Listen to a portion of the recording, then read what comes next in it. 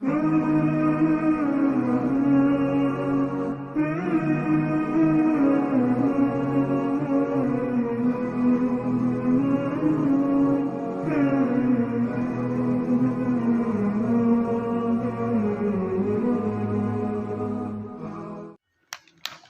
للہ وحدہ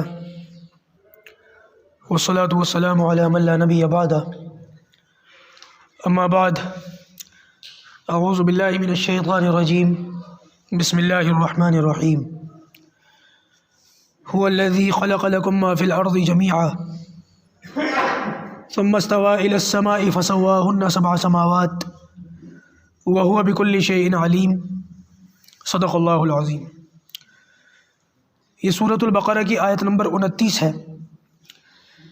اللہ تعالیٰ ارشاد فرماتا ہے هو الذی خلق لکم، وہ اللہ جس نے تمہارے لیے پیدا کیا، ما فی الارض جمیعا، وہ سارا کا سارا جو کچھ زمین میں ہے، ثم استوى الی السماء، پھر اس نے آسمان کا ارادہ کیا، آسمان کی طرف متوجہ ہوا، فسواہن سبع سماوات، تو ان کو 7 آسمان ٹھیک ٹھیک بنا دیا، وَهُوَ بِكُلِّ شَيْءٍ عَلِيمٌ، اور وہ ہر چیز کو جانتا ہے۔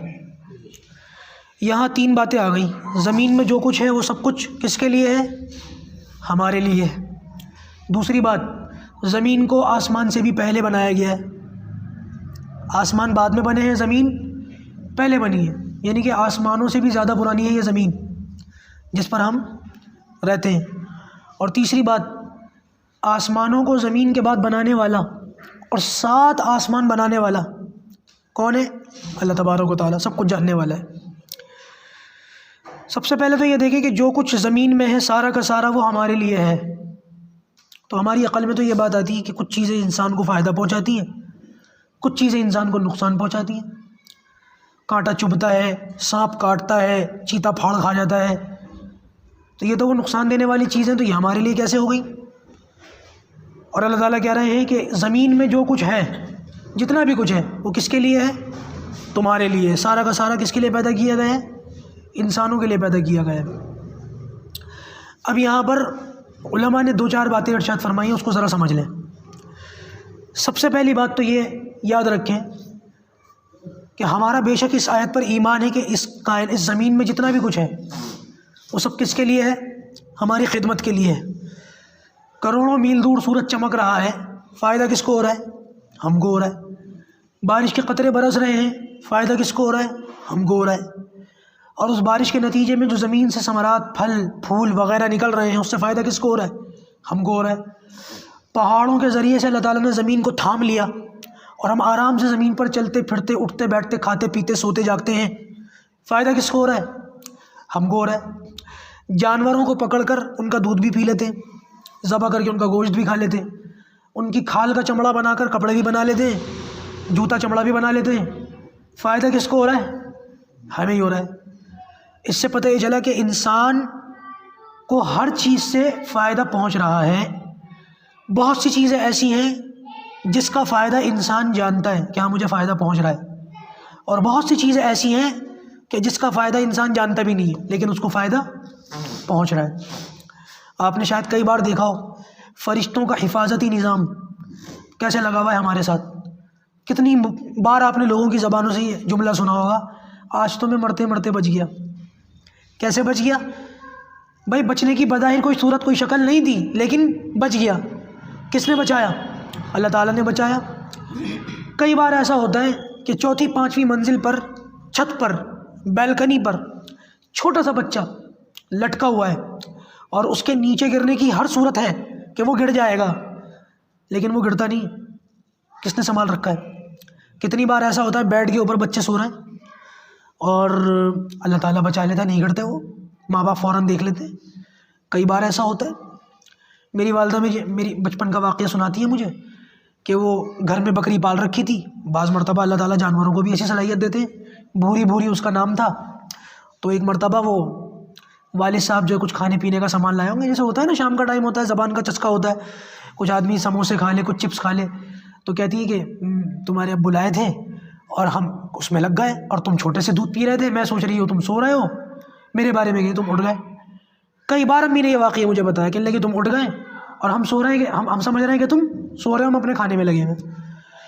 اور وہ جو گھر ہمارا سیڑھیوں کے پاس تھا ایک منزل اوپر، اور وہ گیٹ کھلا ہوا تھا. میں گھٹنوں چلتے چلتے کہہ رہی ہیں تم گھٹنوں کے چلتے چلتے وہاں چلے گئے، اور بکری نے دیکھ لیا.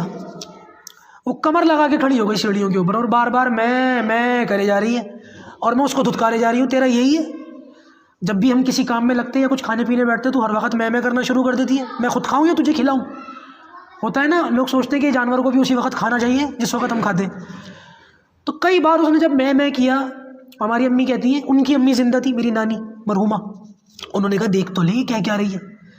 تو امی نے جب دیکھا تو امی کہتی ہے کہ تم بکری کی کمر پر تھے اور سیڑھیوں کے اوپر بکری کھڑی ہوئی، بظاہر شاید 1-2 منٹ مجھے اور دیر ہو جاتی تو تم اسی حالت میں نیچے گر جاتے. یہ حفاظتی نظام کون چلا رہی ہے؟ میں اپنی بات نہیں بتا رہا ہوں، آپ کو ہر دوسرے گھر میں یہ مثال دیکھنے کو مل جائے گی.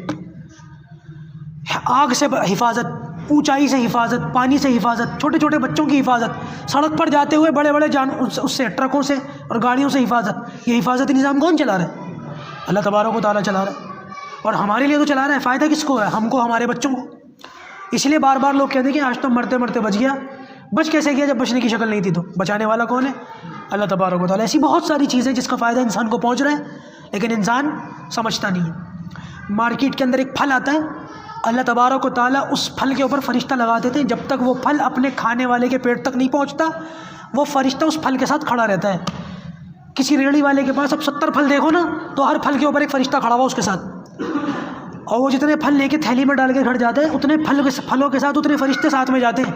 ان پھلوں کی حفاظت کا نظام اللہ تعالیٰ نے چلایا ہے. کیا زبردست قدرت ہے اللہ تبارک و تعالیٰ. تو ہر چیز کا فائدہ ہمیں پہنچتا ہے چاہے ہم سمجھتے ہوں یا نہ سمجھتے ہوں. اب یہاں علماء نے ایک نقطہ بیان کیا، اس کو سمجھیں.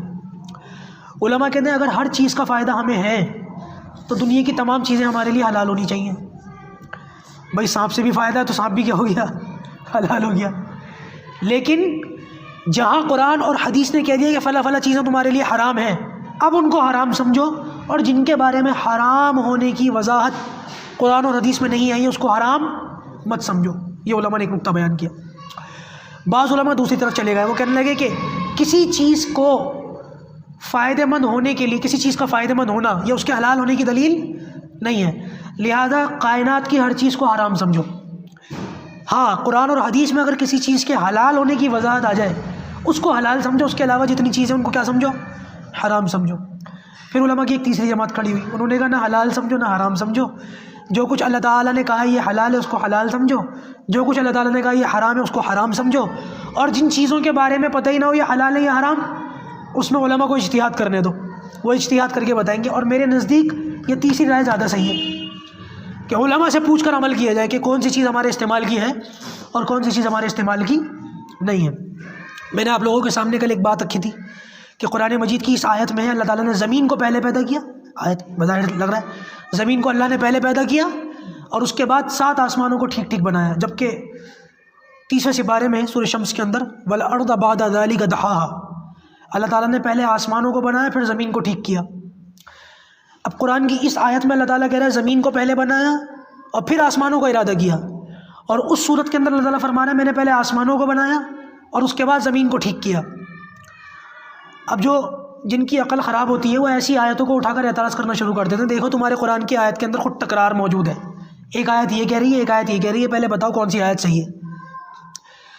ایسے لوگوں کو جواب یہ دیا جائے کہ دونوں آیتیں صحیح ہیں، وہ آیت بھی صحیح ہے اور یہ آیت بھی صحیح ہے. بات دراصل یہ ہے کہ ہم لوگ علماء سے جڑتے نہیں، کتابوں کو پڑھتے نہیں، دونوں کمیاں ہمارے اندر ہیں. اگر ہم کچھ کتابیں وغیرہ پڑھ لیتے تو شاید کچھ علم آ جاتا، یا علماء سے جڑ جاتے تو اس سے تو بڑھیا بات ہی نہیں تھی. بات دراصل یہ ہے کہ اس آیت کے اندر اللہ تعالیٰ نے فرمایا کہ میں نے پہلے زمین کو پیدا کیا اور اس کے بعد آسمانوں کی طرف ارادہ کیا اور ان کو 7 آسمان ٹھیک ٹھیک بنا دیا.